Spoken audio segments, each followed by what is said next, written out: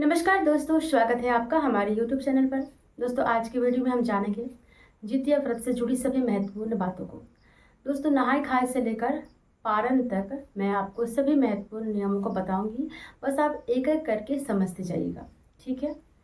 देखिए, जिनकी सास है वो व्रत कैसे करेंगी और जिनकी सास नहीं है उनके लिए क्या नियम है।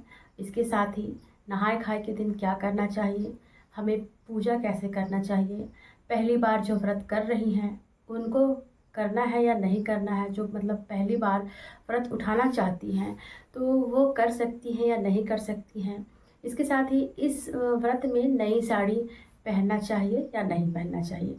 तो इन सभी बातों में मैं चर्चा करने वाली हूँ वीडियो में अंत तक बने रहिएगा, ठीक है। देखिए, ये व्रत जो है वह 3 दिनों तक चलता है और इसका जो नहाय खाए का है वो मंगलवार के दिन हो रहा है। तो मंगलवार के दिन आपको क्या करना है, अपने घर का जो साफ़ सफाई जिस तरह से आप करते हैं उसी प्रकार से घर का साफ़ सफाई कर लीजिए, किचन का साफ़ सफाई कर लीजिए। और मंगलवार वाले दिन अगर आपके आसपास में कोई नदी है, तालाब है या तो गंगा जी है, जो सुविधा है आपको, तो वहाँ पे आप जा कर के स्नान कीजिए। और उस दिन आपको झींगा का जो पत्ता है उसको ले लेना है, 3 पत्ता। और इसके साथ ही आपको सरसों का जो खरी होता है, मतलब जिससे तेल बनता है, वो खरी होता है वो लेना है, सरसों का तेल लेना है। अगर खरी नहीं मिल पाता है आपको तो आप सरसों को पीस कर भी ले सकते हैं, क्योंकि खरी उसी से बनता है, ठीक है। तो इसमें चिंता करने वाली बात नहीं है। तो आप खरी को ले लीजिएगा, तेल ले लीजिएगा। और उस दिन आप जब नहाने के लिए जाइएगा, अगर गंगा जी में स्नान कर रहे हैं या तो नदी तालाब में कर रहे हैं, जहाँ भी कर रहे हैं, तो वहाँ पर आप आधा स्नान करके भीगा हुआ कपड़ा में ही आप जीमुतवाहन बाबा को और चारों सियार को चढ़ाइएगा, ठीक है। और इसके बाद आपको फिर स्नान कर लेना है।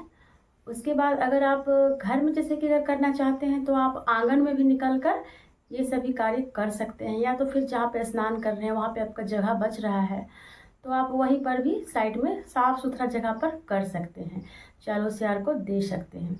ये जो नियम था मैंने आपको बता दिया। अब दूसरा नियम आता है कि व्रत वाले दिन हमें क्या करना है, ठीक है। तो व्रत वाले दिन आप लोगों को सुबह उठकर सबसे पहला तो सरगी का बात आता है, क्योंकि उस दिन जैसे नहाने खाने के रात्रि में हम लोग सरगी करते हैं। रात्रि के समय में सरगी करना चाहिए। जैसे कि जिस दिन व्रत रखेंगे उसका भोर में सरगी होता है। और बहुत लोग उठगन भी करते हैं। तो उठगन कैसे करना चाहिए कि उस दिन दही चूड़ा खाकर दीवार से उठंग करके और दही चूड़ा खाने का नियम होता है। इसमें जो व्रत नहीं भी करती हैं और जिनका भाई है तो उन बहनों को ये उठगन वाला नियम कर देना चाहिए, भले आप व्रत करें या ना करें, ठीक है। और सरगी का नियम जो है वो तो करना ही चाहिए, जो व्रती हैं जो व्रत कर रहे हैं। तो उस दिन आप दातुन वगैरह कर लीजिएगा, उसके बाद आप सरगी कीजिएगा, मिठाई खाइएगा, हो सकता है तो दूध केला जो भी आपको अच्छा लगता है, मतलब मिठाई खाइएगा उस दिन, ठीक है। और सरगी जो आपको करना है वो वही 4 बजे से पहले करना है, यानी कि 2:30 बजे से लेकर आप 3:30 के बीच सरगी कर लीजिएगा। इसके बाद करना अच्छा नहीं होता है, ठीक है। आप इस समय सरगी कर लीजिएगा। उसके बाद आपको सुबह में फिर से, मतलब सरगी करने के बाद थोड़ा सा सोने का नियम है, आप चाहे तो थोड़ा सा आँख बंद कर ले। तो इससे क्या होता है ना कि जैसे कि उस रात्रि का गिनती में आ जाता है। और सोने से ना जो खाते हैं हम लोग सरगी करते हैं तो उसका नियम जो है वह दूसरे दिन के गिनती में आने लगता है, इसीलिए रात्रि की गिनती में आता है। इसीलिए हम लोग को थोड़ा सा सोना चाहिए, ठीक है। आधा घंटा 1 घंटा जो भी आप थोड़ा सा रेस्ट कर ले सरगी करने के बाद, ठीक है। दोस्तों, सरगी करने के बाद आपको सरगी से पहले और सरगी के बाद भी आपको दातुन कर लेना है, ठीक है। अगर सोती हैं आप तो ठीक है, नहीं सोती हैं तो आप तो अपना घर का उस दिन काम में लग जाती हैं। तो उसके बाद आपको क्या करना है कि बहुत से लोग होते हैं कि व्रत वाले दिन दातुन नहीं करते हैं, ब्रश नहीं करते हैं। ब्रश तो ऐसे करना नहीं है, लेकिन दातुन ही करने का परंपरा है। तो अगर आप नहीं करते हैं तो कोई बात नहीं, बहुत लोग कुल्ला कर लेते हैं। और दोस्तों, सरगी के बाद आप दातुन कर लीजिएगा। उसके बाद आप सुबह में स्नान कर लीजिए। स्नान करने के बाद इसमें देखिए, नया साड़ी का कोई नियम नहीं है, ठीक है। तो नया साड़ी आप नहीं भी पहनेंगे तो चलेगा, कोई भी नया नियम नहीं है कि नया साड़ी हमको पहनना है इस दिन, ठीक है।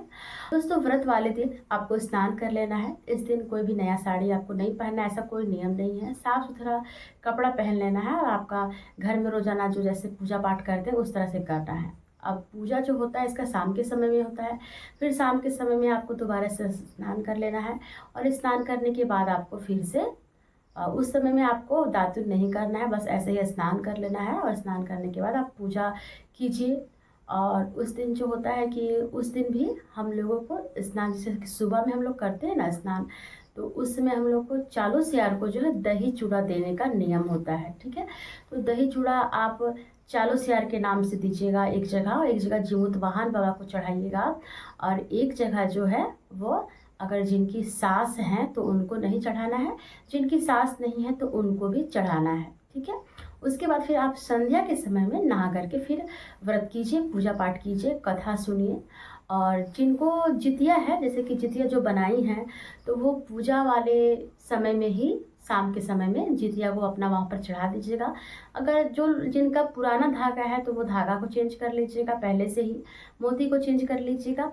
और जो नया जितिया खरीद ले रही हैं इस बार, तो वो है तो उनको रख सकती हैं वहाँ पे, कोई दिक्कत नहीं है। और उसके बाद पूजा करने के बाद उसी समय में आप जितिया को धारण कर लीजिएगा। जितना बच्चा है आपका उसी प्रकार से जितिया खरीदिएगा, वहाँ पर दुकान में आपको मिल जाएगा, जा कर के बोलिएगा तो आपको उसी प्रकार से जितिया वहाँ पर दे देगा, ठीक है। उसके बाद आपको व्रत कर लेना है। पूजा पाठ करके कथा सुनने के बाद अगले दिन इसका पालन कर लेना है। आपको बुधवार के दिन व्रत रखना है, मंगलवार को आपका हो जा रहा है नहाय खाए का, और बृहस्पतिवार को आपको पालन कर लेना है। पालन वाले दिन आपको उसी प्रकार से भोजन करना है। स्नान करने के बाद सबसे पहले कुछ दान, स्नान कर लीजिएगा, दान की कुछ अन्न होता है या तो जो भी आपने प्रसाद वगैरह है वो भी कुछ ब्राह्मण को दे दीजिएगा। और उसके बाद हमारे यहाँ तो चना से और दूध से गोहाल जो होता है गौशाला, वहाँ पर ये जो पालन करने का नियम है।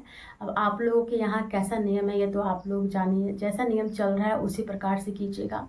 और सुबह में जो चना हम लोग चढ़ाते हैं प्रसाद में, जो केला रहता है, चना रहता है, खीरा रहता है, यही सब प्रसाद खा करके पारण पहले कर लीजिएगा।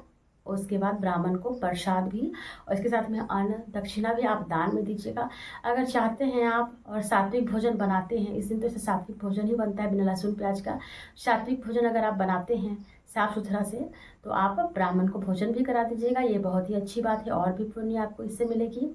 और जो तेल जो चढ़ता है पूजा में, तो वो तेल को आपको अपने बच्चों को लगा देना है, ठीक है। पारण वाले दिन ही लगा दीजिएगा आप। अगर व्रत वाले दिन नहीं लगा सकती हैं तो कोई दिक्कत नहीं है, पारण वाले दिन भी आप लगा सकती हैं। और उस दिन जिसकी सास नहीं है तो उनको जो है पीला सिंदूर नहीं भरना है, ठीक है। पीला सिंदूर भर करके आप पूजा नहीं कर सकती हैं, नया कोई भी चीज़ यूज नहीं कर सकती हैं। और जिनकी सास है तो उनके लिए नहीं है, वो पीला सिंदूर लगा सकती हैं, पूजा कर सकती हैं। और ऐसे तो नया कोई भी नियम इसमें नहीं है पहनने का, लेकिन व्रत कर रही हैं, पूजा कर रही हैं और आप चाहती हैं और आपके यहाँ परंपरा चल रहा है नया पहनने का, तो पहन सकती है, कोई रोक टेक नहीं है। लेकिन ऐसा भी नहीं है कि इस दिन आपको नया ही पहनना है। रहा बात कि जो लोग पहली बार व्रत उठाना चाहती हैं, तो उनको मैं बता दूं कि आप इस बार बेझिझक व्रत उठा लीजिए, क्योंकि इस बार मलमास वगैरह ऐसा कुछ नहीं है। आप बेझिझक व्रत को उठा सकती हैं, आराम से आप व्रत कर सकती हैं। तो दोस्तों ये जानकारी आपको कैसी लगी? अगर वीडियो अच्छी लगी तो लाइक कीजिएगा। हमारे चैनल में अगर आप नए हैं तो चैनल को ज़रूर सब्सक्राइब कीजिएगा। मिलते हैं फिर से एक नई वीडियो के साथ, तब तक अपना ख्याल रखें।